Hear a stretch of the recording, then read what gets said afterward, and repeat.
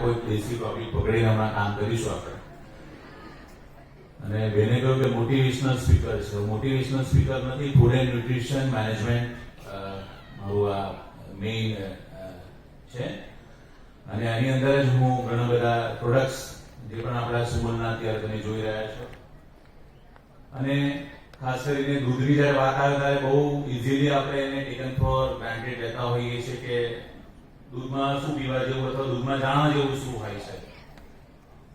પણ આજે મેં એક જ તત્વ લીધું છે અને તે છે કેલ્શિયમ. તો કેલ્શિયમ નું ઇમ્પોર્ટન્સ શું છે આપણા બોડીમાં, અને કેલ્શિયમ ન હોય તો શું થાય. બહુ નાની વાત છે. અને દૂધ કેટલું પીવું જોઈએ, કેવી રીતે પીવું જોઈએ, આની આવી થોડીક વાતો કરી છે. તો એ વાત લઈને પહેલામાં પહેલું તો કેલ્શિયમ અને થી આપણે સ્ટાર્ટ કરીએ.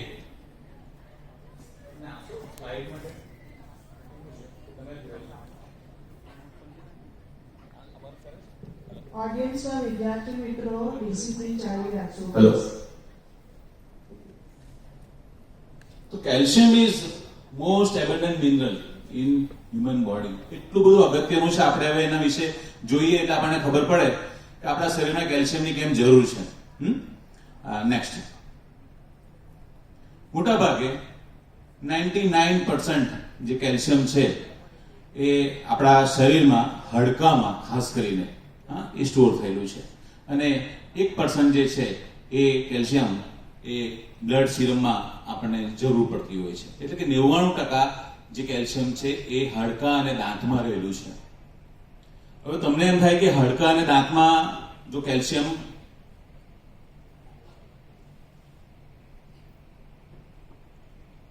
હાડકા અને દાંતમાં જો કેલ્શિયમ હોય તો પછી એમાં તો એકવાર બની ગયા તો શું થાય. પણ અત્યારે આ ટોપિક એટલા માટે લેવાનો છે કારણ કે આપણે જોઈશું કે કેલ્શિયમ ડિપોઝિટ અથવા જે પણ તમે કંઈ ખાવ છો એનું જે કેલ્શિયમ તમારા શરીરમાં જે ડિપોઝિટ 20 વર્ષની ઉંમર સુધીમાં જે થાય છે અને એને પછી જાળવવાનું હોય છે. કારણ કે ત્યાર પછી તમારે એને મેન્ટેન કરવાનું હોય છે કાયમ માટે. પણ જ્યારે ગ્રોઈંગ સ્ટેજ પર હોઈએ અને જો ત્યારે કેલ્શિયમના ઇન્ટેકમાં જો ધ્યાન ન આપ્યું હોય તો પરમેનન્ટ ડિસેબિલિટી, કેલ્શિયમની ડેફિશિયન્સી માંથી આપણે બહાર આવી શકતા નથી. અને એને કારણે સાઇડ ઇફેક્ટ્સને કારણે, કેલ્શિયમ ડેફિશિયન્સીને કારણે કયા કયા રોગો થઈ શકે, તો એની વાત આપણે કરવા જઈ રહ્યા છે.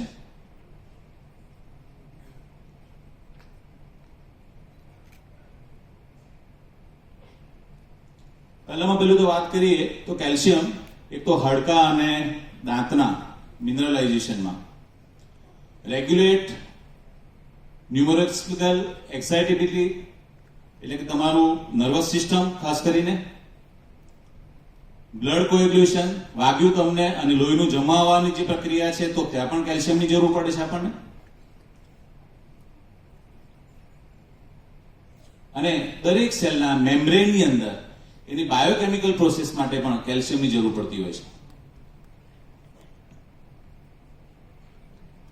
એન્ઝાઇમ રિએક્શન્સ, આપણા બોડીમાં ઘણા બધા એન્ઝાઇમ્સ કામ કરતા હોય છે. દાખલા તરીકે પ્રોટીનને સિન્થેસાઇઝ કરવું છે.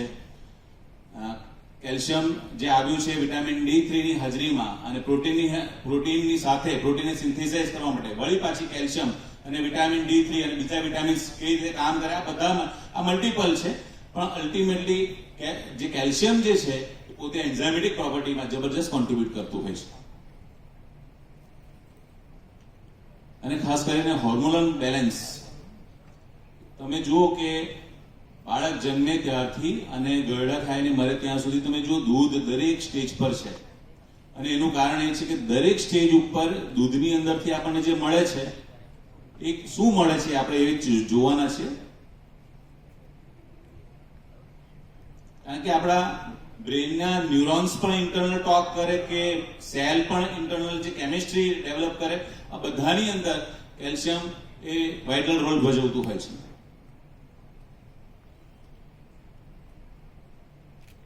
હવે કેલ્શિયમ જોઈએ કેટલું રોજનું, કેટલું લેવાનું હોય અને કેટલું કેલ્શિયમ હોવું જોઈએ.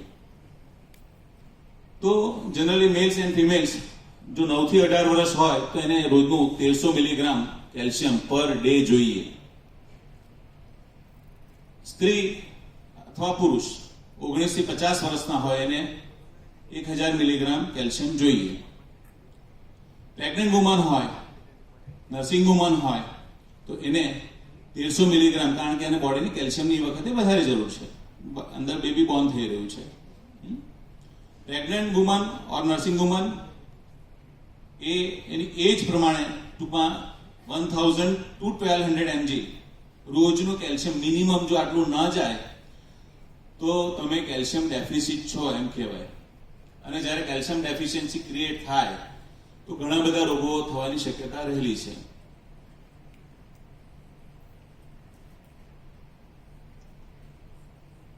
સોર્સમાં calcium is found in milk and dairy products.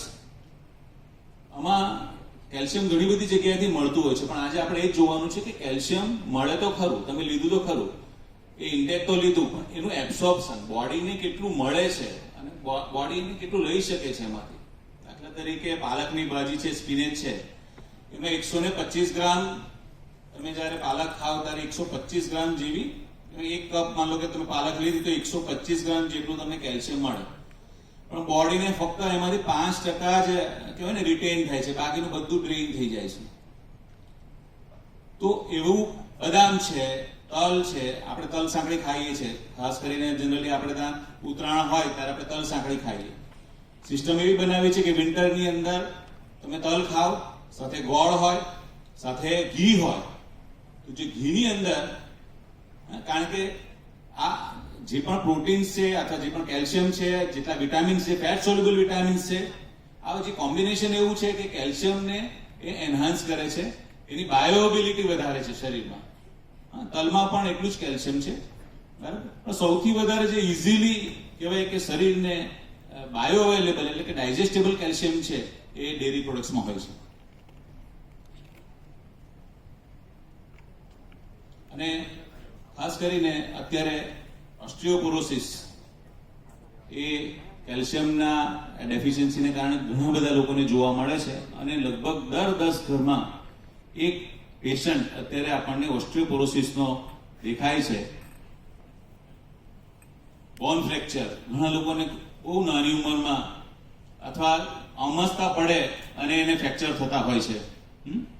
Heart failure, cancer, મતલબ આ બધા ડિસીઝ જે અત્યારે તમે બધા જોયા, તો ઘણા બધા ડિસીઝ એ થવાની શક્યતા રહેલી છે. અને મિલ્ક જ એક એવું છે કે કમ્પ્લીટ ફૂડ છે કે રોજ આપણું જે કંઈ ન્યુટ્રિશન આપણે લઈએ છીએ આપણે ગણી નથી શકતા કે આપણે શું લઈએ છીએ. બીકોઝ આપણે જ્યારે કંઈ ખરીદ કરવા જઈએ ત્યારે આપણા બજેટને અનુકૂળ આવે ને એવું લઈને આવીએ. આપણે બોડીને જે જોઈએ છીએ ખરીદવા નથી જતા. તો અલ્ટિમેટલી શું થાય છે કે એવરી ડે તમારા બોડીની અંદર જે પણ કંઈ ડેફિસિટ ક્રિએટ થાય છે, અને એ પછી એનું કહેવાય ને કે એનું એક એક્યુમ્યુલેશન, એક ક્રિએશન, એનું જે કહેવાય ને કે ક્યુમ્યુલેટિવ ઇફેક્ટ એની એટલી બધી ક્રિએટ થાય, અને અલ્ટિમેટલી કોઈ ડિસીઝ જ્યારે થાય ત્યારે આપણને ખબર પડે કે ફલાણી તત્વની આપણા શરીરમાં ડેફિશિયન્સી છે.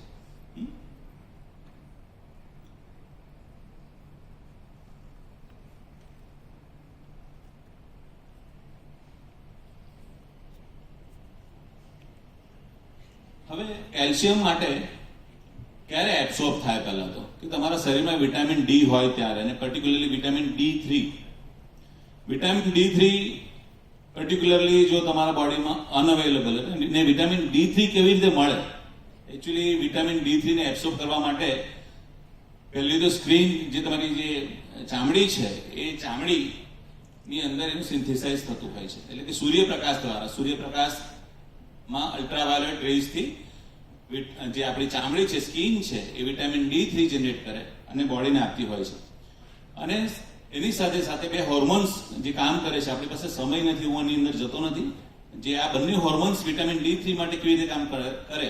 પરંતુ એવું કહેવાય છે કે D3 ની ડેફિશિયન્સી હોય તો કેલ્શિયમ પણ એબ્સોર્બ નહીં થાય, અને આવનાર દિવસોમાં તમને લીવર અને કિડની રિલેટેડ ડિસીઝ થઈ શકે. આ આખું બંને હોર્મોન પર આખું આનું વિટામિન D3 નું આખું ટોટલી સ્ટ્રક્ચર અને વિટામિન D3 કેવી રીતે વર્ક કરે છે તો એ ડિટેલમાં નથી જતા, પણ મારે ટૂંકમાં એવું કહેવું છે કે લીવર અને કિડનીને સારા રાખવા માટે પણ વિટામિન D3 જોઈએ. વિટામિન D3 હોય તો જ કેલ્શિયમ બોડીમાં એબ્સોર્બ થશે. એટલે વિટામિન ડી છે ને એ એનો ગેટ છે. કેલ્શિયમને તમારે શરીરમાં લેવું હોય તો વિટામિન ડી અને વિટામિન D3 ન હોય તો બોડીમાં કેલ્શિયમ તમે એબ્સોર્બ કરી શકતા નથી.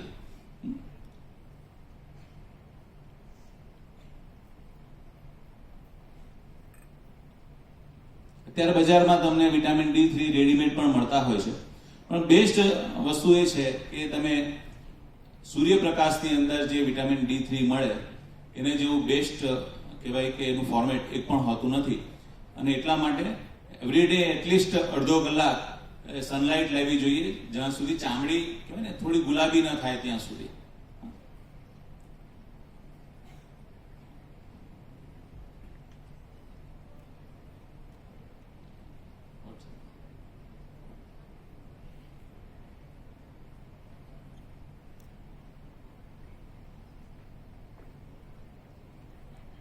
કેમ કે વિટામિન D3 એ નાના આંતરડામાં એ શોષણ થતું હોય છે. કેલ્શિયમનું શોષણ નાના આંતરડામાં થાય, પણ ક્યારે? વિટામિન D3 હોય ત્યારે. આપણે ઓસ્ટિયોપોરોસિસની વાત કરીએ. જનરલી 55-60 વર્ષ પછી ઘણા બધા માણસો આવી કે વાંકા વળી જતા હોય છે કેડમાંથી, અને it is because of lack of calcium. Mister and me આ ગ્રુપને મળી આપણે શું થાય છે જોઈએ. જો આ દાદીમાં આખા વળી ગયા છે.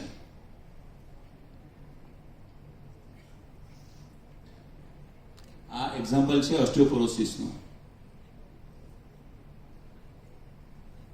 નોર્મલ બોન ની અંદર જે હોલ હોય वो લિમિટેડ હોય, પણ જ્યારે ઓસ્ટિયોપોરોસિસનું બોન હોય તો એ હાડકું તમને એટલું બધું મોટું થઈ જાય, એના કાણા એની અંદર હોલ્સ એટલા બધા મોટા થઈ જાય અને એના કારણે હાડકા નબળા થઈ જાય.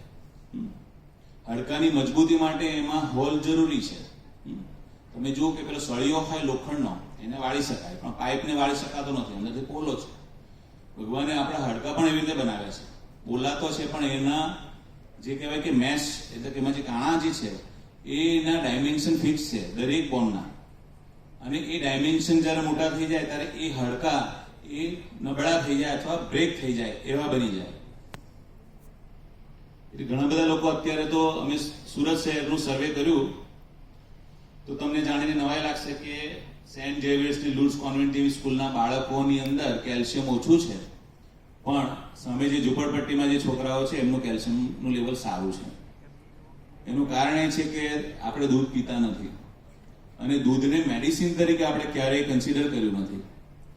કારણ કે આપણા તો વર્ષોથી જે આપણને શીખવાડવામાં આવ્યું કૃષ્ણ ભગવાનના જમાનાથી, તો એ દૂધની આખો મહિમા એટલા માટે સમજાવવામાં આવ્યો કે તમે આ વસ્તુને, અને હજુ આપણી પાસે ટાઈમ નથી કારણ કે કેલ્શિયમના જે રિપ્લિકેશન જે બાયોકેમિસ્ટ્રી એની જે ચાલુ થાય છે એ બાયોકેમિસ્ટ્રીમાં સવારના જે PCOD થી માંડીને જેટલા પણ લેક્ચર્સ હતા બધાની સાથે કેલ્શિયમને લિંક કરી શકું એમ છું. કેલ્શિયમ તો એક એવું છે કે તમારા જેટલા પણ સોલ્ટ્સ છે, કેલ્શિયમ, મેગ્નેશિયમ, ઝિંક, આયર્ન, તો આનો જે લીડર છે ને એ કેલ્શિયમ છે. અને શરીરની બાયોકેમિસ્ટ્રી કેલ્શિયમથી ચાલે છે, એવું કહીએ તો ખોટું નથી. અને કેલ્શિયમ ન હોય ને, આ છે ને ઓસ્ટિયોપોરોસિસ એટલે સાયલેન્ટ કિલર, ખબર નથી પડતી કે શું થઈ રહ્યું છે. તમે જુઓ 30 મિલિયન વુમન ઇન ઇન્ડિયા ઓસ્ટિયોપોરોસિસનો શિકાર છે, અને છેલ્લી કક્ષા ઓસ્ટિયોપોરોસિસની એવી આવે કે એ પેશન્ટને કોથળામાં ભરીને લઈ જવું પડે, એ ચાલી પણ ન શકે, એના પગ પર ઊભા પણ ન રહી શકે. અને જ્યારે ગડપણમાં હોય ત્યારે તો બહુ ખરાબ હાલત હોય છે. જેનું કોઈ કરવા વાળું ન હોય અને એને ઓસ્ટિયોપોરોસિસ થયો હોય એ માણસ કશું જ કામ કરી શકતો નથી.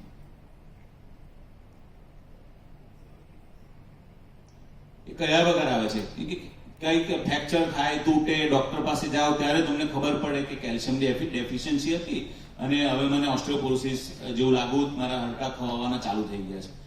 એટલે આ છે ને કે મને ખબર નથી પડતી. લાઈફ ટાઈમ રિસ્ક એનું એ છે કે બ્રેસ્ટ કેન્સર પણ થઈ શકે.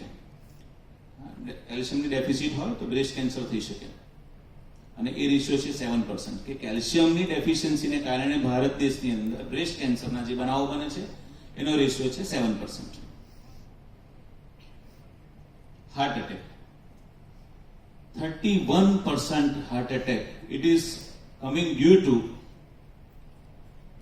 કેલ્શિયમ ડેફિશિયન્સી, કારણ કે એની બાયોકેમિસ્ટ્રી કામ નથી કરતી.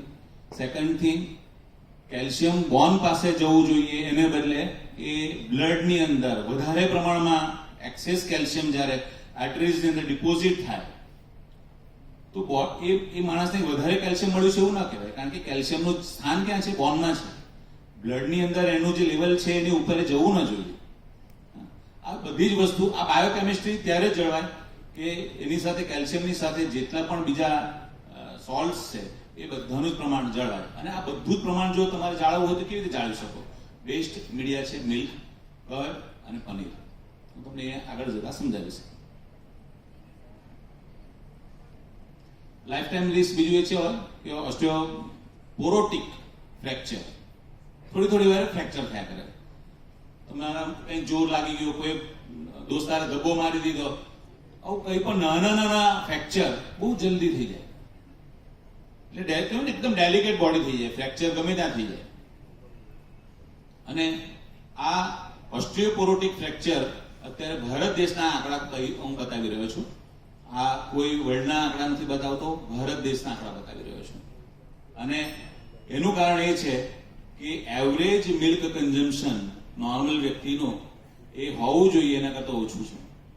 કેટલું હોવું જોઈએ ને કે એની પણ આપણે વાત કરીએ.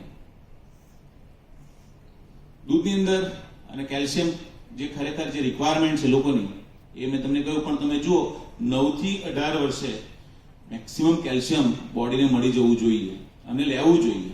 હવે અત્યારે તમારી જે ઉંમર છે એમાં તમે દૂધ અત્યારે નથી પીતા, પણ એને બદલે તમે ક્યારેક અથવા અઠવાડિયે એકવાર તો કોલા પીઓ છો, જેની અંદર કેફીન છે, જે કેલ્શિયમ છે એને પણ રિડ્યુસ કરી રહ્યું છે.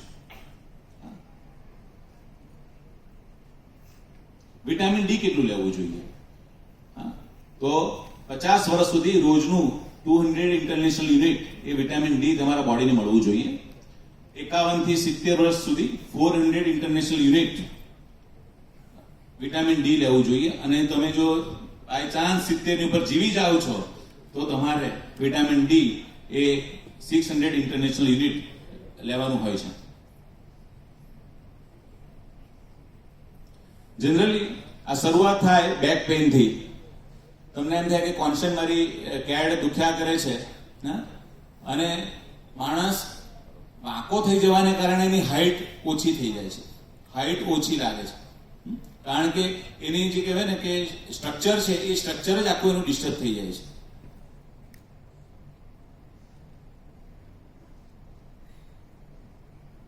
હિપ ફ્રેક્ચર ને ઘણા બધા છે, હું લાંબામાં જતો નથી, પણ મેં તમને કહ્યું કે ઓસ્ટિયોપોરોસિસનો જે મેઇન કોઝ છે it is because of calcium. અને યુએસએ ની અંદર તો અત્યારે આ ઓસ્ટિયોપોરોસિસના અવેરનેસ પ્રોગ્રામ ગવર્મેન્ટે કન્ડક્ટ કરવાના ચાલુ કર્યા.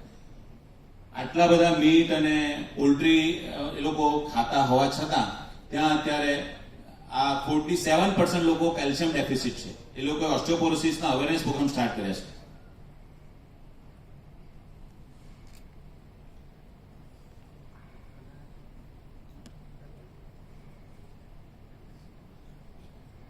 જનરલી 2 પ્રકારના હાડકાના તમારા કેલ્શિયમ 2 જગ્યાએ, એક નરમ હાડકા જે ટીશ્યુ જેવા છે, માન લો કે કાંડાનું હાડકું, કોણીનું હાડકું, આપણા મણકાઓ જે વળે છે તે, તો એ બધાને કહેવાય ટ્રેબેક્યુલર. અને કોર્ટિકલ એટલે જે કડક હાડકા છે, વચ્ચેનો જે ભાગ છે જે વળતો નથી, જે કહેવાય ને પાઇપ જેવો, અથવા એક મોટું હાડકું હોય જેને વાળવાનું નથી, એ લોંગ બોન્સ, એને કોર્ટિકલ કહેવાતું હોય. અને બંનેમાં તમને કેલ્શિયમની જરૂર પડે.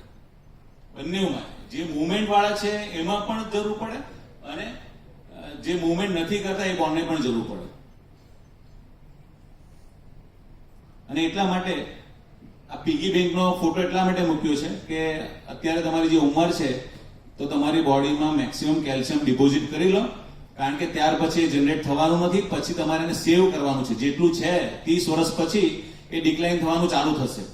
તો એને મેન્ટેન રાખવા માટે પછી કેલ્શિયમ મેન્ટેન માટે રાખવાનું છે. પણ અત્યારે જો કેલ્શિયમ નહીં લીધું હોય તો પરમેનન્ટ ડિસેબિલિટી કેલ્શિયમની રહેશે.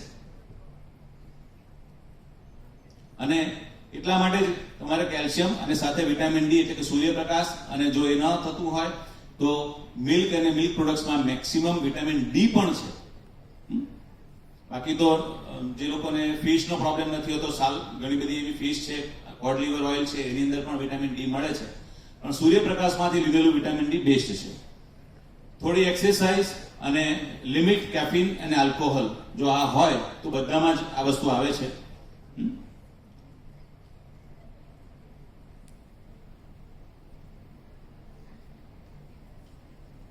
ખાસ કરીને ફિમેલની અંદર પણ પ્રી મોનોપોઝ અને પોસ્ટ મોનોપોઝ બંને વખતે મિલ્કની અને કેલ્શિયમની જરૂર પડે છે. કારણ કે ત્યાર પછી કોન્સ્ટન્ટ તમારું કેલ્શિયમ ડેફિશિયન્સી ચાલુ થઈ જાય છે અને બીજા ઘણા બધા કેલ્શિયમ ડેફિસિટને કારણે બીજા ઘણા બધા ડિસીઝ એ ક્રિએટ થવાના ચાલુ થઈ જાય છે.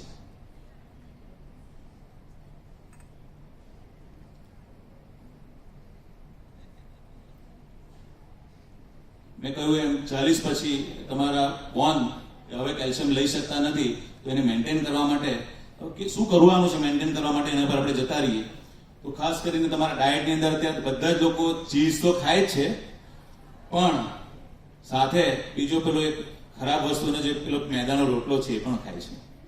અને એટલા માટે જ સુમુલે હોલ વ્હીટ વાળા બ્રેડ બનાવ્યા છે અને એની અંદર પણ અમે જુદા ગ્રેઇન્સ નાખ્યા છે કે જેથી કેલ્શિયમ એનું મેન્ટેન રહે. અધરવાઇઝ તમે જે પણ બજારમાં બ્રેડ ખાવ છો એ બ્રેડની અંદર અત્યારે બ્રોમાઇડ છે, અને જે લોકો પણ કેમિસ્ટ્રી ભણેલા છે એને ખબર હશે કે બ્રોમાઇડ છે એ આયોડિનને ડેફિસિટ કરે છે અને એના કારણે બીજા ઘણા બધા રોગો ઉત્પન્ન થાય છે. આપણી પાસે સમય નથી, પણ ચીઝ, યોગર્ટ એટલે કે દહીં અને દૂધ, આ 3 વસ્તુ એવી છે કે જેમાંથી આપણે મેક્સિમમ કેલ્શિયમ અને વિટામિન ડી લઈ શકીએ. સાથે સાથે બીજી વસ્તુ એ છે કે વિટામિન K2 અને ઓમેગા 3 આ એસેન્શિયલ છે કેલ્શિયમને મેન્ટેન રાખવા માટે. તો જનરલી અત્યારે ઓમેગા 3 ની ગોળીઓ પણ મળે છે, ફ્લેક્સીડ ઓઇલની ગોળીઓ મળે છે જેમાંથી ઓમેગા 3 કન્ટેન્ટ મળતું હોય છે.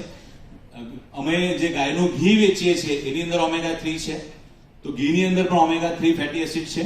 વિટામિન K2 પણ ઘીની અંદર છે. આ વિટામિન K2 પણ ફેટ સોલ્યુબલ વિટામિન છે અને એટલા માટે જે પણ તમે વિટામિન, આ ફેટ સોલ્યુબલ વિટામિન, જો શરીરમાં ફેટ જ નહીં તો વિટામિન સોલ્યુબલ વિટામિન કહેવાય ને કે ડાયજેસ્ટ જ નથી થવાનું અને એનું જે ફંક્શન છે કરવાનું નથી. વિટામિન K2 શું કરશે, તમારા બ્લડમાં જે પણ છૂટું કેલ્શિયમ ફરે છે એને બોનમાં આપવાનું કામ કરશે. એટલે કેલ્શિયમ મેનેજમેન્ટનું કામ વિટામિન K2 કરે. એટલે ઘણા લોકો કહે કે ઘી ખાવાથી તો મને કોલેસ્ટ્રોલ વધી જાય, એવું નથી થતું. ઘી ખાવાથી વિટામિન K2 ને કારણે બ્લડમાં છૂટું ફરતું કેલ્શિયમ આર્ટરીઝમાં ડિપોઝિટ થવાને બદલે એ બોનને મળે, એટલે હાડકાં મજબૂત થાય અને બ્લડમાંથી જે છૂટું ફરતું કેલ્શિયમ આર્ટરીઝમાં પર જે ડિપોઝિટ થવાનું હતું એ ત્યાંથી નીકળી જાય. તો આના કારણે હાર્ટ એટેક આવતો નથી અને એટલા માટે ઘી પણ એટલું જ ઉપયોગી છે. વિટામિન ડી એ પણ ઘીની અંદર છે. તો કહેવાનો મતલબ કે આ બધા જ પ્રોડક્ટ્સ 2 મિનિટ આપો મને, તો આ મતલબ બની રહેશે. હવે આમાં આપણે જોઈએ તો જે એબ્સોર્પ્શન, મેં તમને કહ્યું કે બાયોએબિલિટી તમે કેટલું લો. તમને અત્યારે જે પણ કેલ્શિયમની ગોળીઓ ખાવ છો, કેલ્શિયમ કાર્બોનેટ એમાં જેમાં જનરલી એનું તત્વ હોય, તો 100 ગ્રામ ગોળી તમારા પેટમાં જાય ત્યારે ફક્ત 13 મિલી માઇક્રોગ્રામ કેલ્શિયમ એ બોડીને મળતું હોય છે. તો બાકીની છે ને એ બોડીમાં સાઇડ ઇફેક્ટ ક્રિએટ કરે અથવા પથરી ક્રિએટ કરતું હોય છે. એટલે બેસ્ટ એ છે કે મિલ્ક છે, માની લો કે તમે 250 ml દૂધ પીધું તો એની અંદર કેલ્શિયમ કન્ટેન્ટ કેટલા છે, તો કે 310 મિલીગ્રામ છે. તો એ કેટલા ટકા એબ્સોર્બ થવાનું બ્લડમાં, કેટલા ટકા આપણી બોડીને મળવાનું, 32%. પનીર અથવા ચીઝ તમે ખાઓ ફક્ત 50 ગ્રામ, તો એમાંથી કેટલા કેલ્શિયમ કન્ટેન્ટ કેટલો છે, 337 મિલીગ્રામ. એનો પણ રેશિયો 32% છે. દહીં, કર્ડ, યોગર્ટ આ કંઈ પણ તમે ખાઓ એમાં પણ તમે જો 175 ml મેં લયું છે તો એનો કેલ્શિયમ કન્ટેન્ટ છે 272 ml. અમે અત્યારે એક ઇક્વેશન બનાવ્યું છે કે 200 ml દૂધ is equal to 45 gram of paneer is equal to 250 gram of દહીં. આમાંથી તમને જે અનુકૂળ આવે તે રોજ ખાઓ તો ઘણા બધા પ્રોબ્લેમ કહેવાય ને કે ન્યુટ્રિશનના એ નહીં આવે. હવે તમે જો સ્પિનેચ એ તમે 125 ગ્રામ લીધી ને એમાંથી કેલ્શિયમ બહુ જ છે, 129 મિલીગ્રામ છે, પણ એનો એબ્સોર્પ્શન જુઓ, ખાલી બોડીને કેટલું મળે છે? 5%. એટલે કેલ્શિયમ વધારે હોવું કોઈ વસ્તુમાં એટલે ખાવું એવું જરૂર નથી, પણ કેલ્શિયમ જેટલું લઈએ એમાંથી કેટલું બોડીને મળે છે, ટકે છે કેટલું અંદર, એ બહુ ઇમ્પોર્ટન્ટ છે. અને દૂધ અને દૂધની બનાવટો જેવી છે કે જેનું રિટેન્શન જે છે કેલ્શિયમનું એ મેક્સિમમ છે, હાઈ છે. તલ છે, હા, પછી બીન્સ છે, કોઈ પણ જાતના બીન્સ તમે ખાઓ, બીન્સમાં પણ સારું કેલ્શિયમ છે. કઠોળ આપણે ખાઈએ છીએ, હા, તો એમાં પણ સારું એવું કેલ્શિયમ છે. એમાં કેલ્શિયમ કન્ટેન્ટ 85 છે અને એની અવેબિલિટી પણ સારી છે. પણ બદામ રોજ ખાવી પોસાય નહીં, બીન્સ ખાવું પોસાય નહીં, પણ મિલ્ક અને પનીર એક એવી વસ્તુ છે કે રોજ WHO એવું કહ્યું છે કે જે લોકો પણ 240 ml કરતા ઓછું દૂધ પીએ છે એ બધા અંડર ન્યુટ્રિશન છે. WHO એમ કહ્યું છે કે તમે 3 વર્ષથી 13 વર્ષ સુધી 750 ml દૂધ, 13 વર્ષથી 19 વર્ષ સુધી 625 ml અને 19 વર્ષ પછી જીવન પર્યંત પર ડે 500 ml દૂધ પીઓ તો તમે કેલ્શિયમ ડેફિસિટ નથી થતા. એ ઉપરાંત આવનારા ઘણા બધા રોગોમાંથી તમે મુક્ત થાવ છો. સરવાળે સસ્તું પડે છે. ઘણા બધા લોકો કે દૂધ મોંઘું પડે મને, પણ દૂધ કદાચ 2 વેજીટેબલ ઓછા ખાવ કે બીજું કંઈક ઓછું ખાવ ને એને ફીલ કરો તો તમારા બાકીના બધા જ વિટામિન્સ તમને આપતું હોય છે. કારણ કે દૂધની અંદર તમને આ બધું જ મળી જવાનું, calcium, phosphorus, vitamin D, B12, ઘણા બધા કહેવાય ને કે આ બધું જ મળી જવાનું છે at a Glance.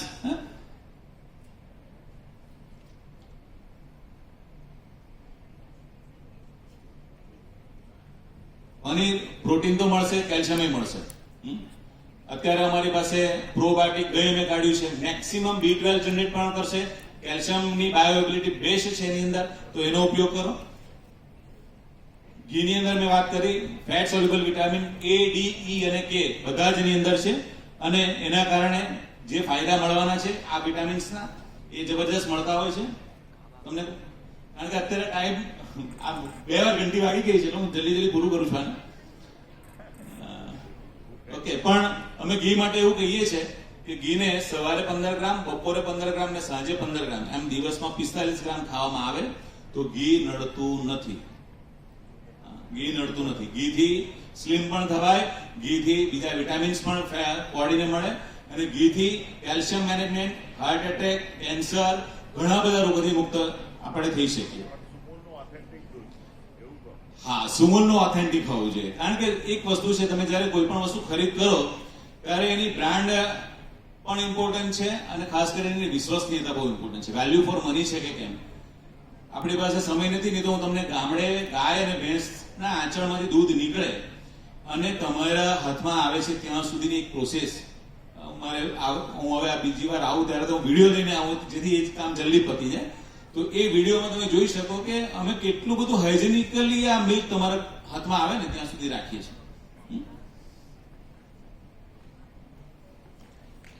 Thank you. Thank you very much sir. Sir, આપના તરફથી ક્વેશ્ચન.